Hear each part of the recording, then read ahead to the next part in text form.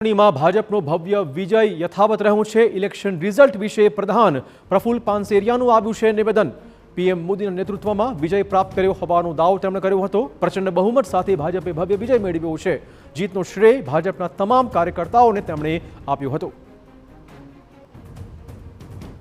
આદરણીય નરેન્દ્રભાઈ મોદી સાહેબના માર્ગદર્શન નીચે દેશના લોકપ્રિય વડાપ્રધાન માત્ર ભારત નહીં પૂરી દુનિયાની અંદર જ્યારે એની લોકપ્રિયતા થઈ રહી છે ત્યારે એ વિચારધારા દ્વારા આજે ગુજરાતની અંદર માનનીય ભૂપેન્દ્રભાઈ પટેલ સાહેબ જ્યારે સીએમ તરીકે કામગીરી એમની શ્રેષ્ઠ થઈ રહી છે।